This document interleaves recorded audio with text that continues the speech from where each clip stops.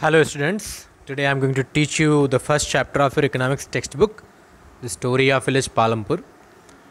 And in this chapter I am going to teach you about the various factors of production, the various inputs which are taken for production, and what are the problems one can face in the process of production and how one can organize production. All these things we are going to discuss about in this chapter. So before I start the chapter, let me give you a brief introduction of the village Palampur. Palampur is an imaginary village which somewhat resembles with a village of western Uttar Pradesh, from where the data was collected for this chapter. And farming is the main activity in Palampur. Other than that, some non-farming activities also take place, like small scale manufacturing, dairy, transport. They all are also carried out on a limited scale. Farming activities are basically the agricultural activities, and non-farming activities are like dairy, transport, and small scale manufacturing. So in this village there are about 450 families, and these families belong to the different castes. 80 families are of upper caste people, and their houses, some of them are quite large. They are made up of bricks and cement plastering. The SCs, the Dalits, they comprise 1/3 of the population, I mean around 150 families, and they live in one corner of the village, and their houses are small, and most of them are made up of mud and straw, kacha house. Most of the houses in this village, they have electric connection. Electricity powers the tube well in the village for irrigation purpose.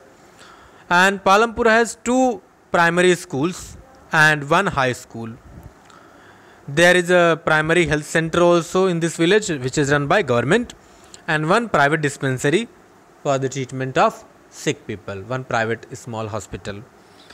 So if we look at this, then we can say that Palampur is a well developed, it's a fairly developed and village, and is connected with the neighboring villages and towns like Raiganj and Shahpur. Raiganj is the neighboring village and Shahpur is the nearby town.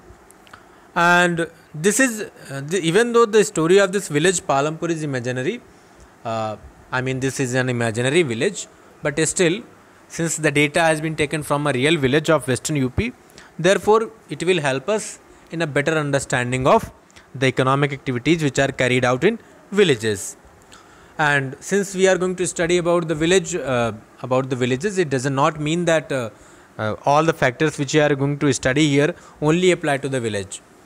They are the broad terms which you are going to study, and they apply in all sorts of production activities.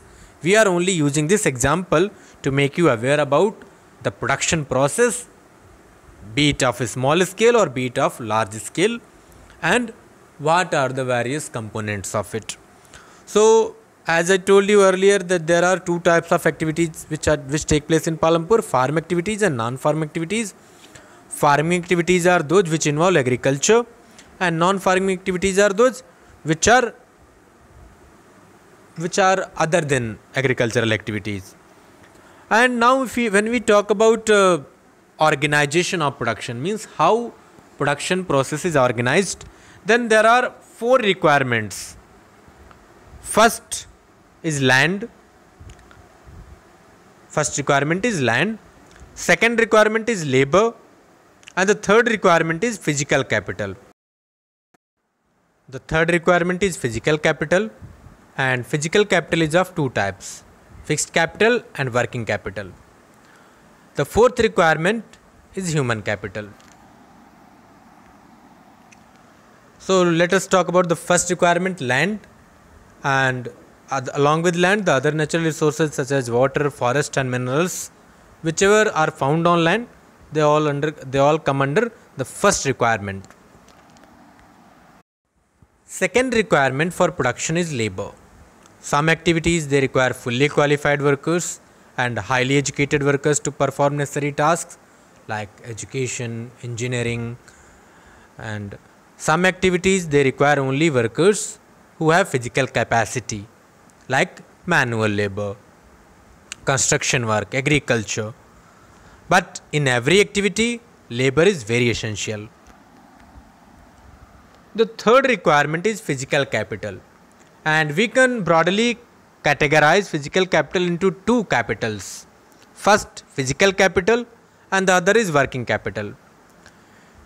Fixed capital is like tools, machines, buildings which can be used in the process of production for many years. That is called fixed capital.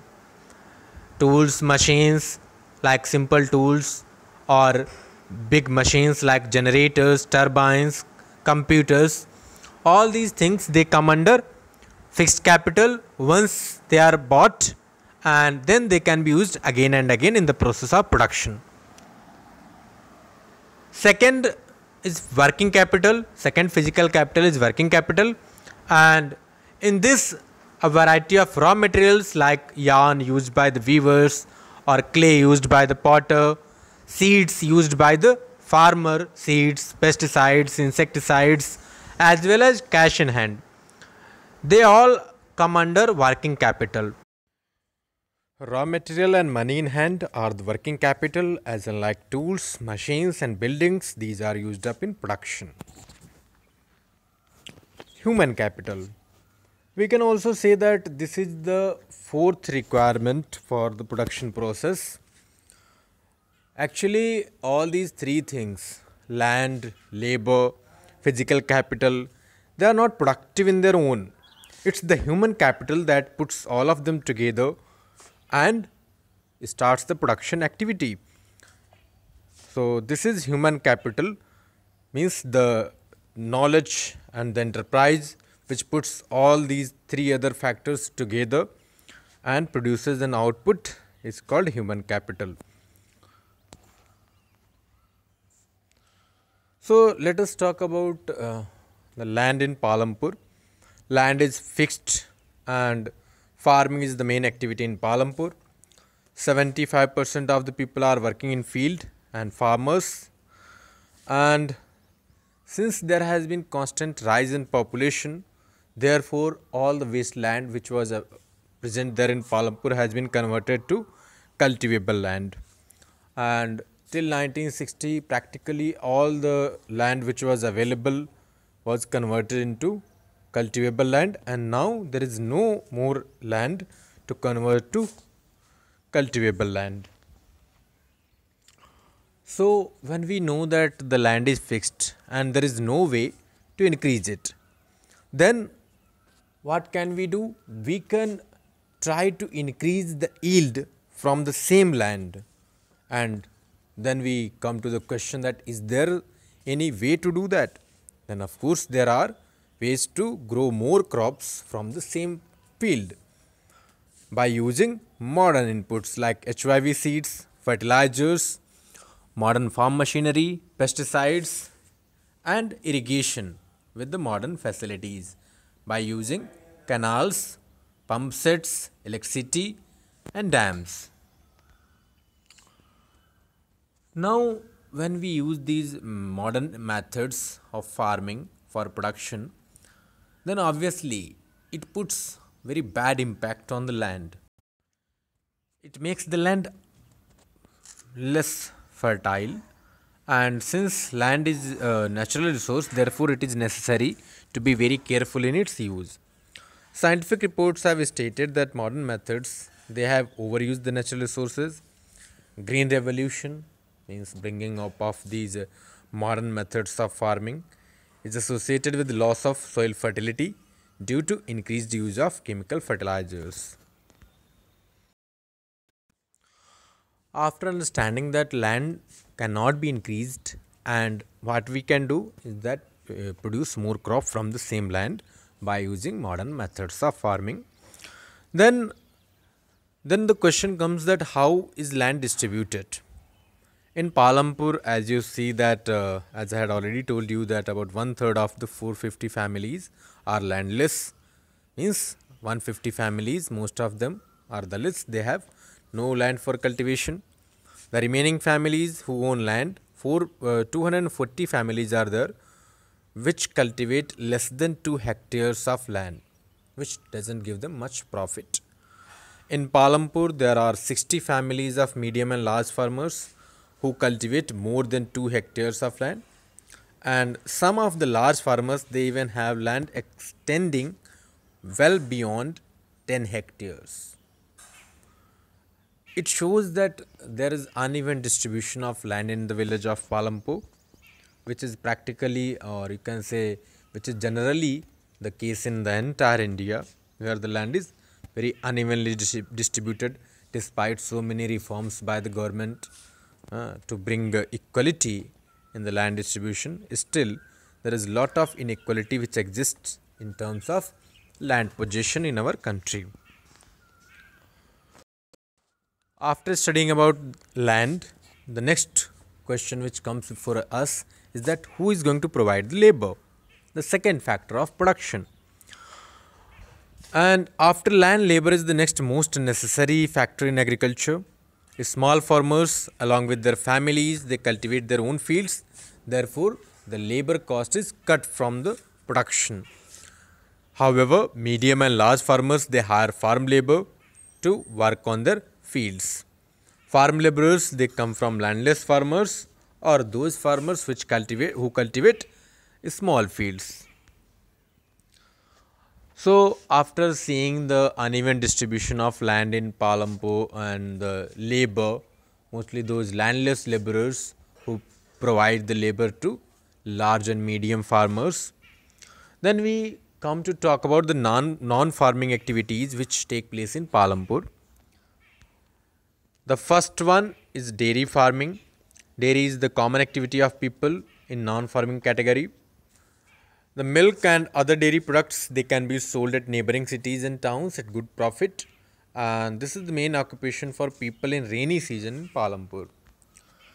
Second non-farming activity is a small scale manufacturing, and presently there are about 50 families who are engaged in manufacturing.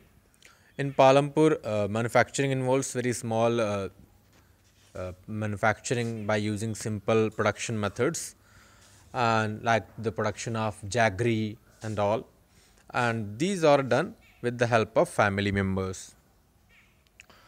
Other than that, there are people who are involved in trade, like shopkeeping and all. They have small general stores where they sell a wide range of items like rice, wheat, sugar, tea, oil, biscuits, etc. And then one more sector which is developing in Palampur is the transportation sector. There are a variety of vehicles in Palampur ranging from the traditional vehicles like bullock carts to modern vehicles like trucks and tractors and jeeps. And they ferry people, carry goods to one place to another, carry goods from one place to another. And the number of people who are involved in transport has grown over the last several years.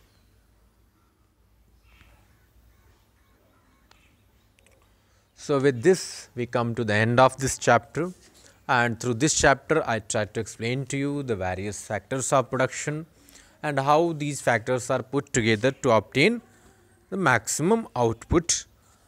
We also came to know that land is a limited resource. There are no option of increasing the land. What we can do is to obtain more from the same piece of land by using modern methods. However, we also came to know that modern methods have a detrimental effect on the soil fertility and are not very suitable for soil for long term. And the labor, and we also came to know that the land distribution in Palampur is pretty much uneven. There is no equality in terms of land distribution, and most of the landless people are those who provide labor to small and medium farmers. So with this, we come to the end of the chapter, and I expect all of you to complete your work which I'm going to assign you along with this video, and submit it in your Google Classroom within the stipulated time. Thank you.